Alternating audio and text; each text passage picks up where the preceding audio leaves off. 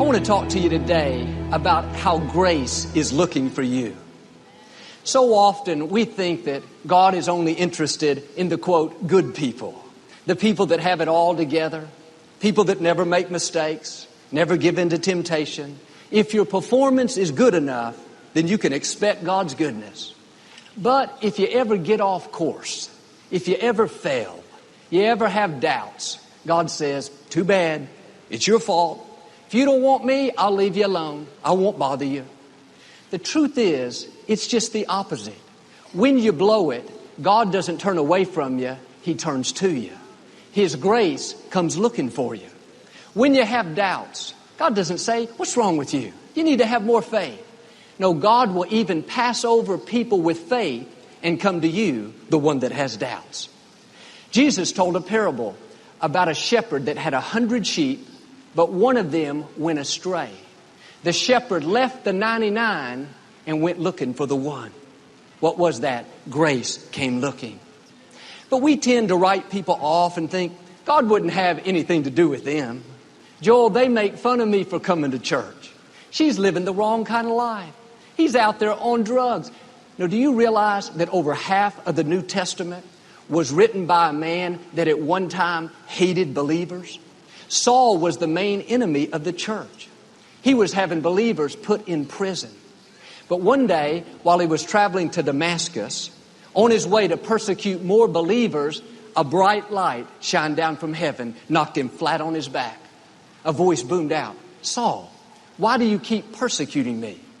Long story short, Saul became the Apostle Paul and wrote more of the New Testament than anyone else. What happened? Grace came looking for Saul. Don't ever write anybody off. Your family members, your friends may be making poor choices. In the natural, you think they're never going to fulfill their destiny. They're never going to do what's right. Now, you have to remember, grace is looking for them. You may write them off, but God doesn't write them off. God knows how to get their attention. If God can change Saul, the greatest enemy of the church, and turn him into the greatest asset of the church, God can touch your loved one. God can turn your son around. God can change your daughter. And this same man, Paul, wrote in the book of Romans about the grace that God freely gives us. If anyone understood grace, it would be Paul. And one translation of the word freely that he specifically used is promiscuous, meaning that God's grace will go to anybody. If someone is promiscuous, they're loose, they're unrestrained, they'll be with anyone, doesn't matter. That's the way God's grace is. You can be high on drugs and grace is looking for you. You can be working in the wrong kind of place, grace is looking for you. You can be cheating people, dishonest, no integrity, and God will leave the 99 and come after you. You can be discouraged, depressed, about to give up on life. The good news is, right now, grace is looking for you. You may have made mistakes. You're not where you want to be in life. You could easily sit on the sidelines. Let the accusing voices convince you that you're all washed up. Nothing good is in your future. No, right now, grace is coming to you. God is saying, I'm not mad at you. I'm madly in love with you.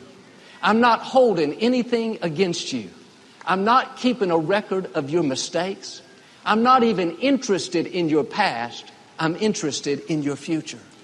Friends, it doesn't matter to God where you've been. It matters to God where you're going. That's why He's coming after you. That's why He won't leave you alone. His grace will never give up. He loves you too much to let you miss your destiny. You can turn away again and again and again, but you know what? Grace will keep coming. Wherever you go, grace will keep looking. You can't outrun the grace of God.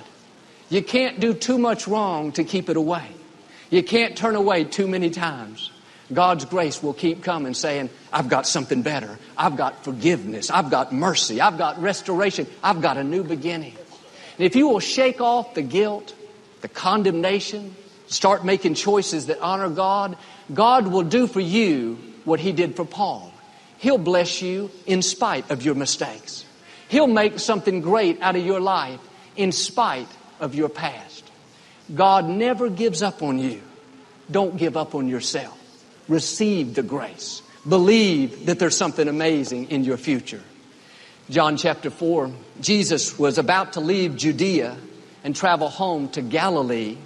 But he said to his disciples, I must go through Samaria. Well, Samaria wasn't necessarily the shortest route. Not only that, in those days, the Samaritans weren't friendly with the Jewish people. His disciples said, Jesus, that's the long way. We'll go a better route. Plus, we might have some problems with the Samaritans. Jesus said, no, I have to go this way. I have an assignment. There's somebody I need to meet. They got to Samaria, and they were tired and hungry, and Jesus sat down by a well. He asked his disciples to go into town and get some food. In a little while, this Samaritan woman came out to draw water from the well. She had been married 5 times, been through a lot of heartache and pain in life. She wasn't a respected woman, wasn't considered a good woman, a moral woman. She was looked down on and seen as second class.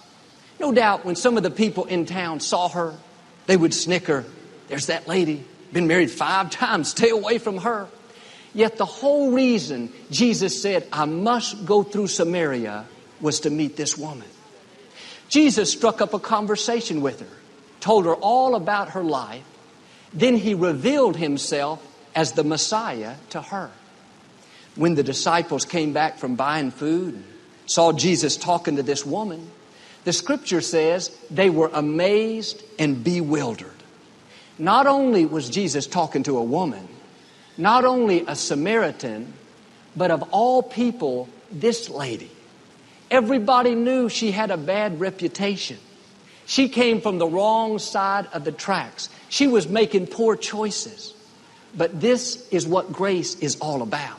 It's promiscuous. It doesn't just come to the people that you might think, the quote, good people, the fine, upstanding people. No, it goes to people like this lady that have made mistakes. People that have gone through heartache and pain. People that think, Joel, it's too late. I've blown it. I don't deserve it. This is what grace is all about. That day was a turning point in her life. Well, Joel, my co-workers, they don't even believe in God. That's all right. Grace is looking for them. Well, Joel, he's out selling drugs. God doesn't have anything to do with him. Sure he does. Grace is looking for him. Well, she's working in the clubs. That's okay. Grace can go into a club. God's grace knows no boundaries, has no limitations. Well, they don't worship like me, Joel. They come from a